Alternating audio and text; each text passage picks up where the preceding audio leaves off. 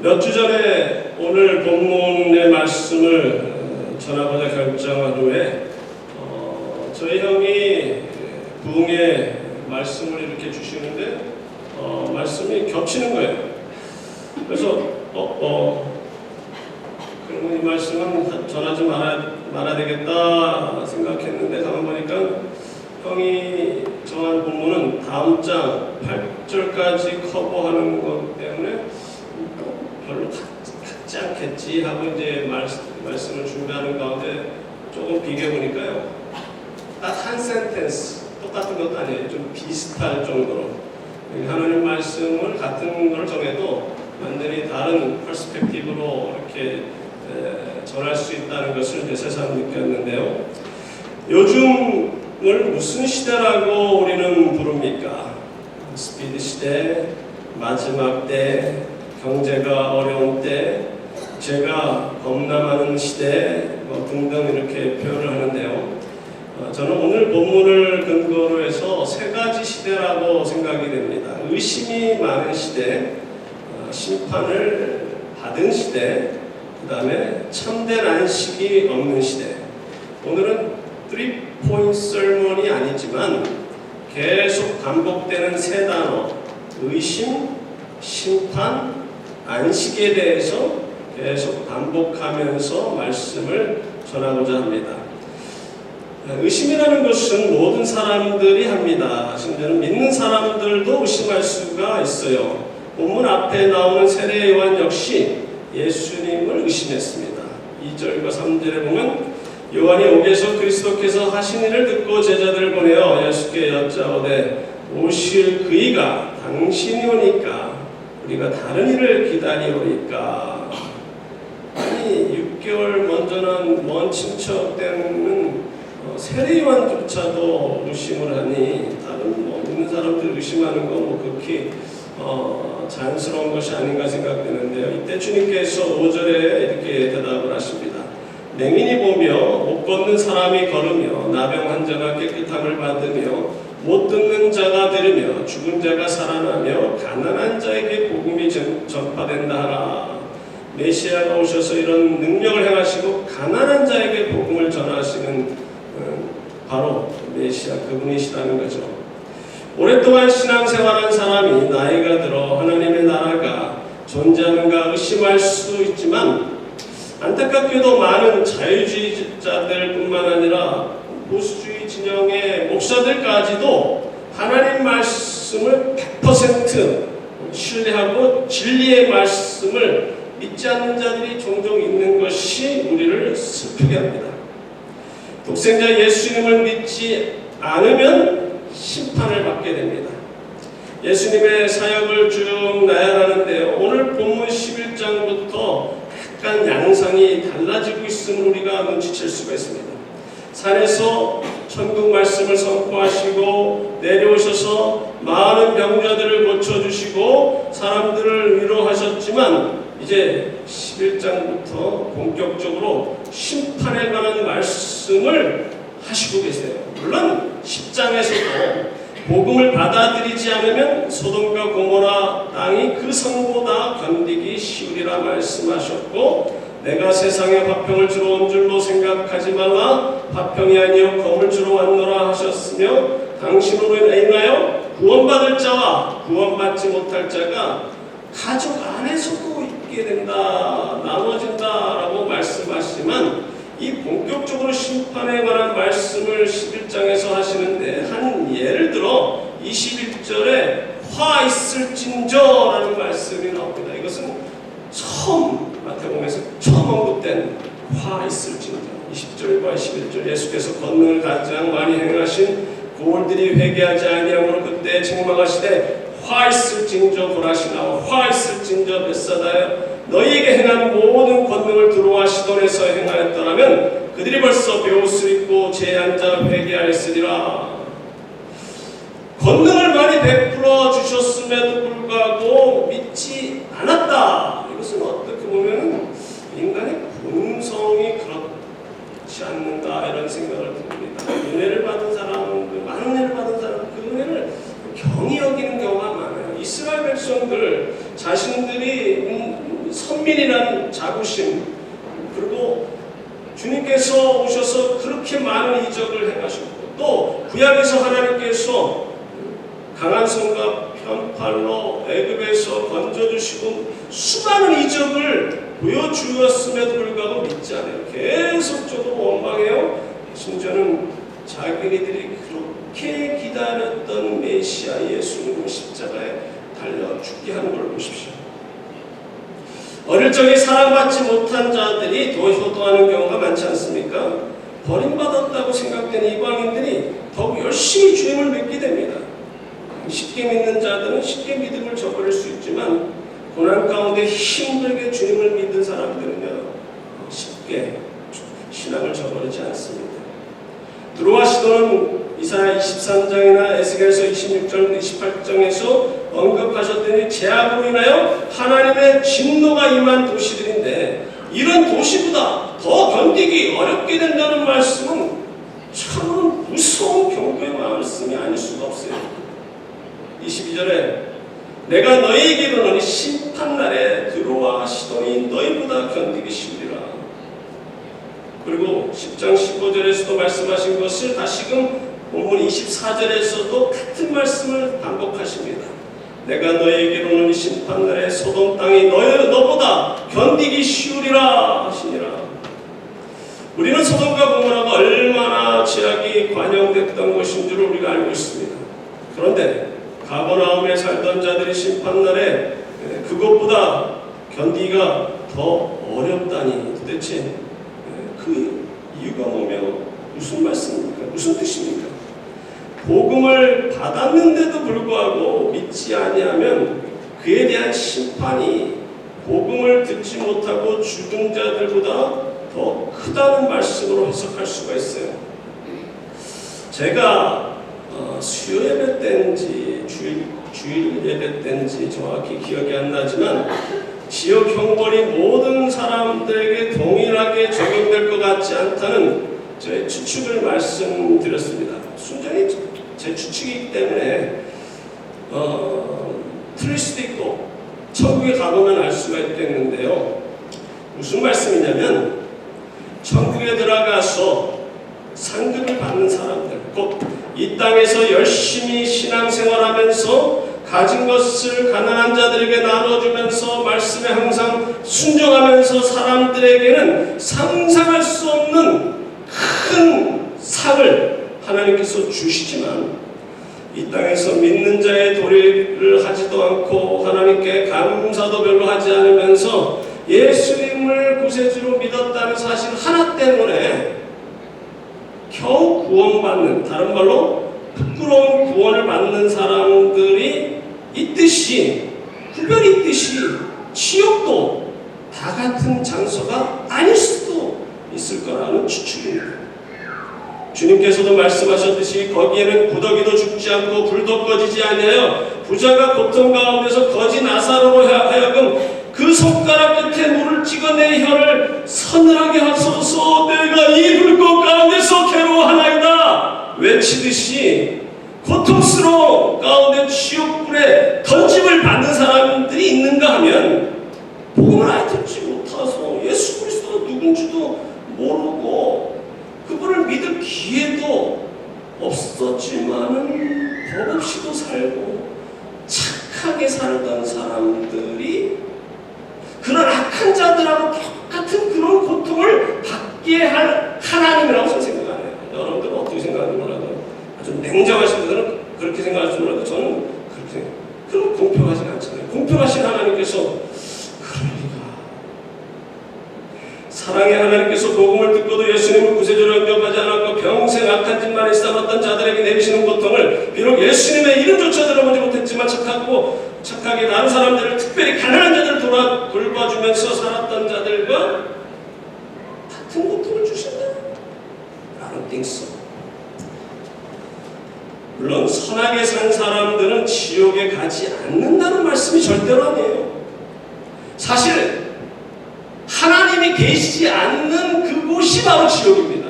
많은 사람들은 지옥을 이야기할 때 거기는 사탄이 있고 그 마귀들 우글거리는 그것으로만 표현하는데요. 저는 다른 각도로 하나님이 계시지 않는, 우리 주님이 계시지 않는 그곳이 지옥이에요. 그곳이 지옥으로 막 가서 사람들이 고통하는 그런 곳이든, 그냥 황량한 사막이든, 심지어는 지금 같은 이런 집들이 있는 데든 하나님이 계시지 않는 곳이 그게 지옥이에요. 오늘 본문 20절부터 24절까지 주님께서 하신 말씀이 바로 복음을 듣고도 믿지 않는 자와 복음을 접하지 않고 죽은 자들이 받는 형벌이 다르다는 것을 말씀하고 있습니다. 그리고 사도행전 17장 30절에 알지 못하던 시대에는 하나님이 간구하셨거니와 이제는 어디든지 사람에게 다 명하사 회개하라 하셨으니, 알지 못하던 시대, 곧 주님이 오시기 전에 복음을 접하지 못하고 죽은 자들의 허물을 그냥 오버룩 하신다고 말씀하세요. 물론 그들을 다 너희들이 믿을 기회가 없었으니까 it's okay. 그래, 너희들 다 천국으로 갈 수 있게, 이건 아니에요. 예수 그리스도를 통해서만 천국에 갈 수가 있습니다. 그들이 예수님 오시기 전에 태어나든 나중에 태어나든, 전에 태어나서 예수님을 몰라서 지옥 가는 자들, 그 죄에 대한 것은 그냥 오버로, 그냥 묵인하신다, 그냥 넘어간다, 그냥 웬만큼 봐준다. 그러나 복음이 전파됐는데도 믿지 않는다? 그들에게 당하는 심판은 크다는 거예요. 그러면 이전에 예수님 오시기 전에 믿었던 그런 사람들은 연옥에 갑니까? 지옥에 가죠. 근데 그 지옥이 복음을 접하고 믿지 않는 사람들이 가는 지옥과 다르다는 것이 저에게 견해라는 겁니다. 28절에 수고하고 무거운 짐진 자들아 다 내게로 오라, 내가 너희를 쉬게 하리라. 이 세상을 살아가는 모든 사람들이 고통 가운데 살아가며 참된 안식을 누리지 못하고 있다는 사실을 말씀하시면서 주님께 오는 자마다 안식을 얻을 수 있으니 당신께 오라고 모든 사람을 초청하는 거예요. 칼빈의 예종론에서는 택함 받은 자만 초청, 모든 사람은 다. 그리고 29절과 30절에 멍에라는 단어가 나옵니다. 이 멍에는 무엇입니까? 짐승들에게 무거운 짐들을 지게 하여 그것들을 부리기 위해서 씌우는 도구로서, 당시 팔레스틴의 멍에는 혼자 매는 것이 아니라 항상 짝을 이루어 두 마리의 소나 두 명의 노역자가 함께 매면서 일을 하는 그런 멍에입니다.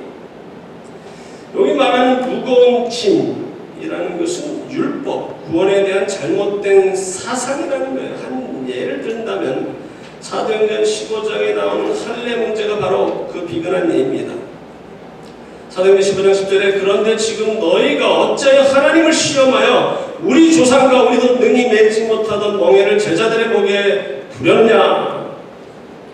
19절과 20절 그러므로 내 의견에는 이방인 중에서 하나님께로 돌아오는 자들을 괴롭게 하지 말고 다만 우상의 더러운 것과 음행과 목매어 죽인 것과 피를 멀리하고 하라고 편지한 것이 옳으니.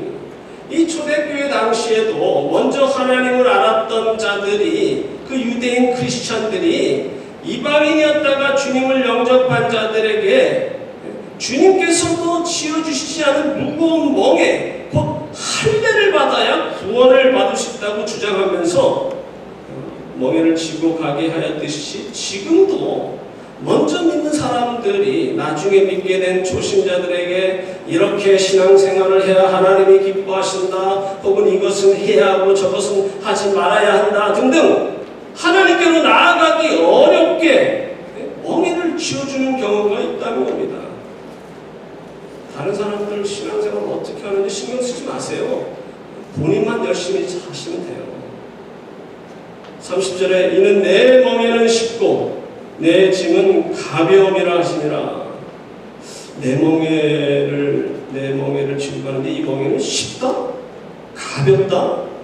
이게 도대체 무슨 말씀입니까? 멍에 자체는 무거운 거예요. 짐은 무거운 겁니다. 멍에를 메고 가는 건 어려운 거예요. 근데 쉽고 가볍다?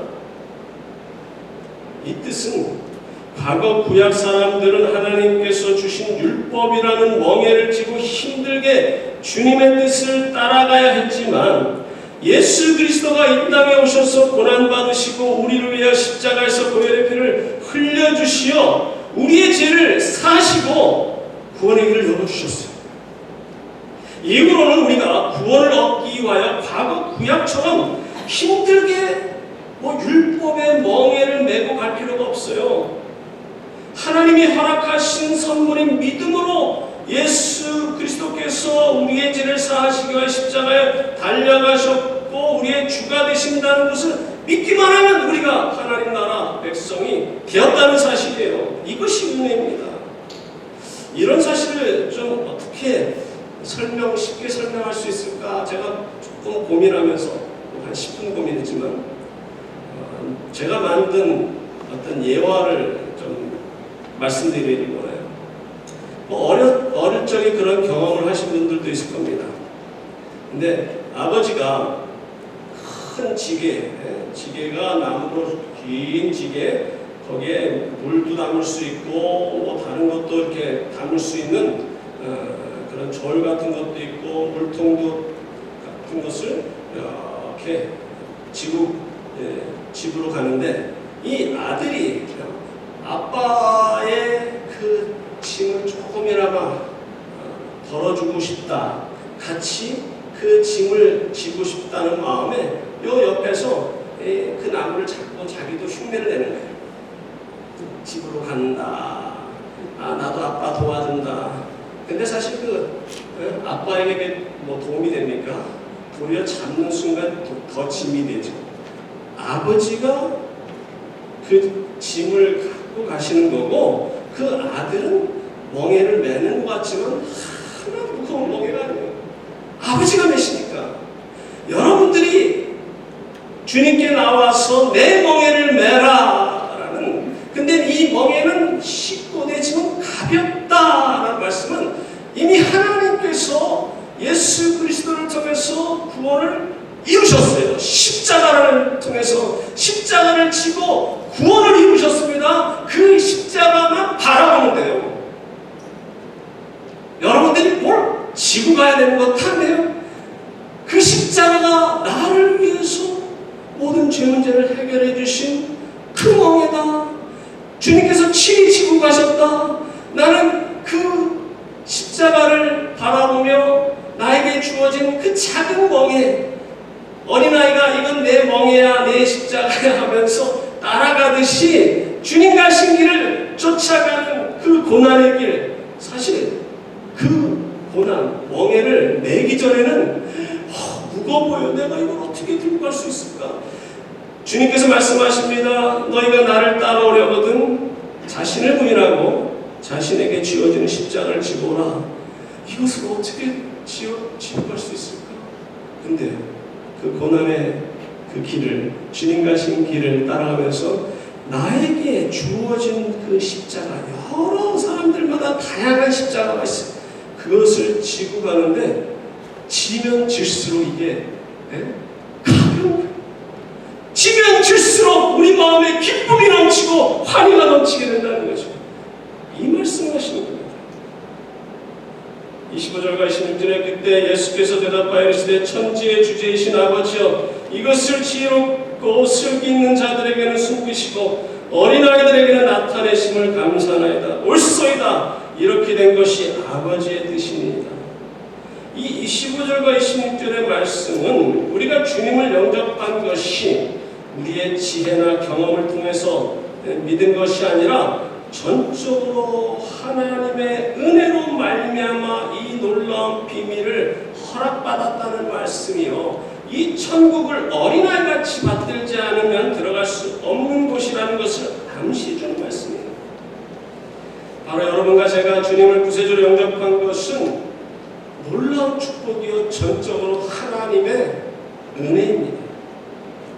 비록 믿음이 흔들린다 할지라도 세례 요한이 그렇게 의심해도 그 제자들이 떠난 다음에 예수님께서 당신의 제자들에게 세례 요한을 칭찬하듯이 우리가 십자가를 지고 주님을 따라가는 그 자체만으로도 가끔은 쉬고 싶고 가끔은 교회 봉사도 막 하기 싫고 의심도 되고 그렇지만 다시금 일어나서 주님 가신 길을 쫓아가는 우리들에게 주님께서 우리를 높이 평가하시고 칭찬하실 거라고 생각합니다. 세례 요한을 이해할 수 있지만 막상 우리 자신이 어려움에 처했을 때 생각하지 못하는 그런 혼란, 그런 고난을 당할 때 우리도 모르게 하나님을 원망할 때도 있어요. 그리고 내가 그동안 신앙생활을 열심히 했는데 왜 나에게, 왜 우리 가족들에게 이런 어려움을 하나님께서 허락하셨는가 이해 못할 때가 있어요. 마틴 루터 킹 목사님께서 가장 고통스러운 시절에 내 마음이 어떻게 변했는가를 크리스천 센츄리지에 기고한 글을 여러분들에게 읽어드리겠습니다. 나는 지난 몇 년 동안의 편안한 날을 별로 갖지 못했다. 나는 알라바마 감옥에 5번 투옥되었고 우리 집은 2번 폭파되었다. 나와 내 가족을 죽이겠다는 위협을 거의 며칠에 한 번씩 받기도 했으며 칼에 찔려 거의 죽을 뻔하기도 했다. 더 이상 이 무거운 짐을 지고 갈 수 있을지 정직하게 말해서 나 자신이 의심스럽다. 정말 조용하고 쉽게 살고 싶은 유혹을 시간마다 받는다.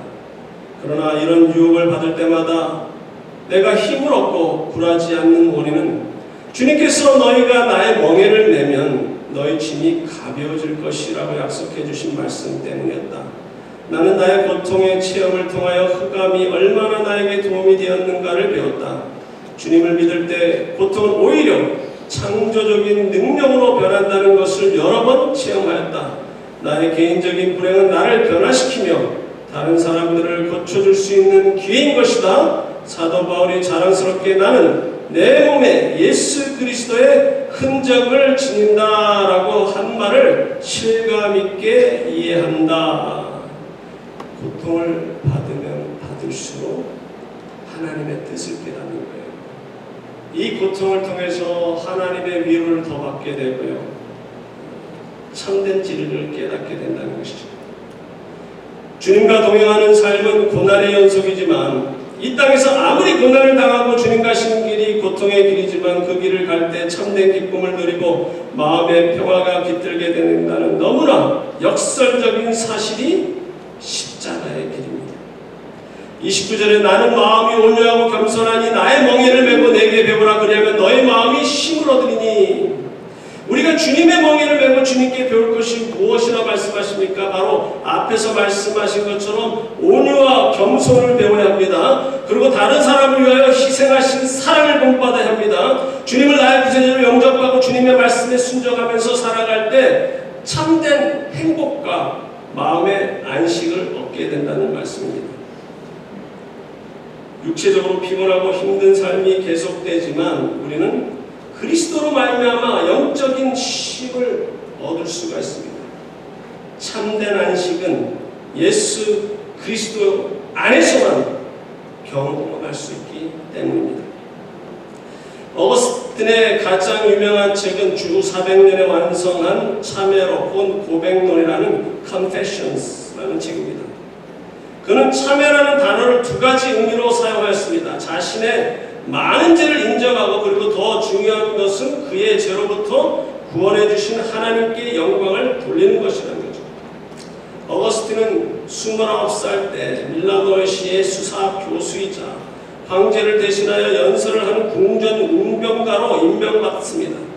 그래서 성공의 입구에 도달한 그는 좀 더 높이 오르기 위해서 부유한 기독교의 여인과 약혼했는데 그 결혼에 방해가 된 것은 16살 때부터 교회에서 만난 한 아가씨와 동거했던 그 사실입니다. 그녀와의 사이에서 아데오다투스라는 아들을 낳은 사생자를 낳았고 출세를 위해서 그 여인과 아들을 본인 고향으로 돌려보냅니다. 그 당시 사회가 워낙 문란하기 때문에 흔한 일이지만 하나님의 자녀로서 절대 용납할 수 없는 그런 아주 문란한 삶을 살았던 어거스틴.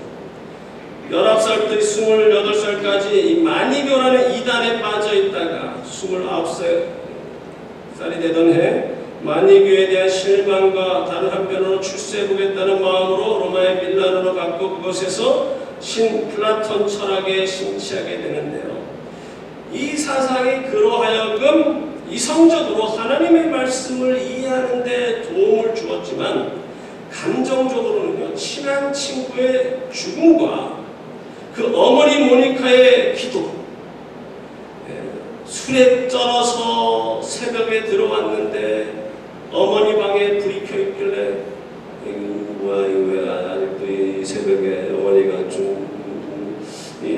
아직 주무시지 않고 뭐 하시나 살짝 봤더니 자기를 위해서 눈물을 흘리면서 무릎을 꿇고 기도하시는 모습을 보면서 마음이 흔들렸습니다. 그 모니카는 그 유명한 앰브로스를 만나서 자기 아들에 대해서 상담을 할 때 유명한 말을 했어요. 기도하는 자녀는 절대 망하지 않는다. 그의 조언을 듣고는 열심히 아들을 위해서 기도하였고 또 하루는 로마서 13장 13절과 14절의 말씀을 읽고 그는 돌이켰습니다. 회개하고 하나님께로 나왔다는 것이죠. 낮에와 같이 단정히 행하고 방탕하거나 술 취하지 말며 음란하거나 호색하지 말며 다투거나 시기하지 말고 오직 주 예수 그리스도로 옷 입고 정욕을 위하여 육신의 일을 도모하지 말라. 그가 죄인임을 깨닫고 이 말씀을 통해서 회개하고 예수 그리스도를 영접함으로 하나님께서 주신 참된 안식과 행복을 경험할 수가 있었다는 것이죠.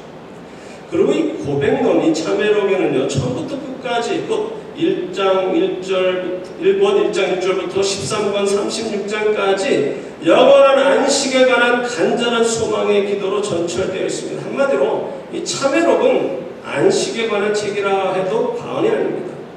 13권 예를 들어서 두 군데만 언급한다면요, 13권 9장 10절에서는 당신께서 선물로 주신 성령 안에서 우리가 힘을 얻을 수 있으며 성령 안에서만 당신을 향유할 수 있을 것이기 때문입니다. 당신께서 주신 선물이 우리의 힘이며 우리가 마땅히 있어야 할 곳에 있을 때 비로소 힘을 얻게 됩니다. 라고 했으며 10권 22장 32절에서 행복한 삶이란 당신을 즐거워하고 당신께 나아가며 당신 때문에 기뻐하는 것, 바로 그것입니다. 그것 말고 다른 길은 없습니다. 라고 고백합니다. 성 어거스틴이 경험하였듯이 우리들도 우리가 죄인임을 고백하고 예수 그리스도를 우리의 구세주로 영접한 순간 하나님께서는 우리의 모든 죄를 다 용서하시고 그분이 친히 우리의 아버지가 되어주셨으며 그분 안에서 참된 기쁨과 안식을 누리면서 살게 되고 머지않아 영원한 안식에 들어가게 될 것이라는 거예요. 이 약속이 히브리서 4장 9절과 10절에 말씀하십니다. 그런즉 안식할 때가 하나님의 백성에게 남아있도다. 이미 그의 안식에 들어간 자는 하나님이 자기 일을 쉬심과 같이 그도 자기 일을 쉬는지라. 결론의 말씀을 맺겠습니다. 우리는 예수 그리스도의 십자가 사건으로 말미암아 구원을 거저 허락받았습니다. 나같은 죄인을 살리신 하나님의 은혜에 감사하며 조금이나마 보답하기를 원한다면 주님 가신 고난의 길을 기쁨으로 따라가면서 우리의 시간과 물질을 하나님의 사역을 위하여 사용하고 주님께서 대신 지어주시는 멍에를 주님과 함께 남은 생에 동행하면서 메고 갈 때 그 멍에는 너무나 쉬운 멍에이며 주님을 위하여 짊어지는 그 짐은 너무나 가볍다는 사실을 깨닫게 되면서 더 온유하고 겸손하게 하나님을 섬기게 될 것이고 누구나 다 받아주시는 하나님의 그 놀라운 사랑에 감격하면서 아직도 죄악 가운데 있는 자들에게 이 복음을 전파하는데 최선을 다하고 한 피바다 한 몸이는 형제와 자매를 더욱 사랑함으로 머지않아 하나님 안에서 참된 안식을 얻게 될 날이 반드시 여러분에게 올 것이라고 저는 확신합니다. 같이 기도하시겠습니다. 고마우신 하나님 아버지, 은혜와 사랑을 감사드립니다.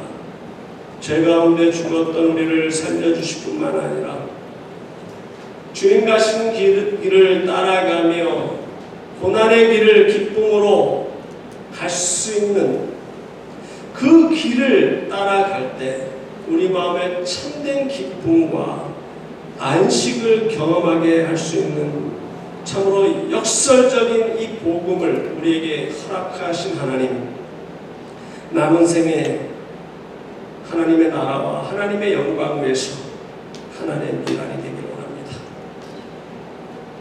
내 자신은 죽어지며 세상을 밝히는 빛과 소금의 역할을 감당하게 하여 주옵소서.